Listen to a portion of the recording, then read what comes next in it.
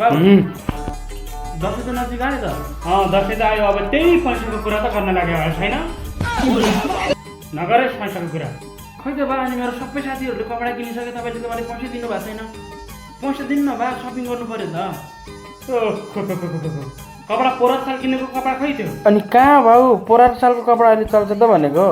अहिले त म ठुलो भइसकेँ नि अब मलाई अहिले अर्को कपडा चाहिन्छ फेरि अर्को वर्ष अर्को चाहिन्छ हामीले उही बेलामा 1 साल किनेको कपडा 5 साल चलाउँथ्यौँ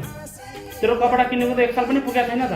तपाईँ मलाई माया गर्नु हुँदैन रहेछ नि त मेरो साथीको बाबुहरूले आफ्नो छोरालाई बाइक किनेको छ उनीहरूलाई याद गर्न नदिन्छ तपाईँ त 10 रुपियाँ दिनुहुन्छ कतै जाँदाखेरि पैसामा ओहो अब तँलाई माया गर्नको लागि मैले तँलाई पैसा दिनु पर्यो नमागेस् 2 साल पहिला किनेको टी सर्ट अहिलेसम्म राखिरहेको छु केही सिक बाउबाट हेर्नु है बा यो दसैँमा पैसा दिनु भएन भने म सिधै घर छोडेर गइदिन्छु नि म बस्दिनँ तपाईँ घरमा अहिले तँलाई बस कसले भनेको छ घर जान पुरो गाँदा जा पुरो झन् दसैँको सपिङ गर्नलाई पैसा दिनुहुन्छ कि भनेर भनेको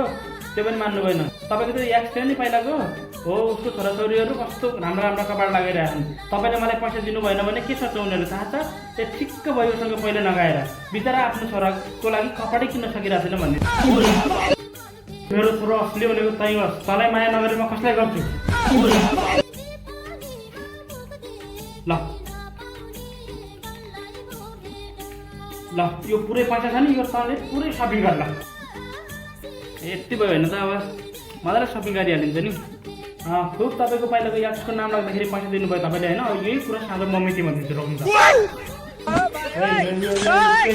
नभने कुरा त्यति आमाथि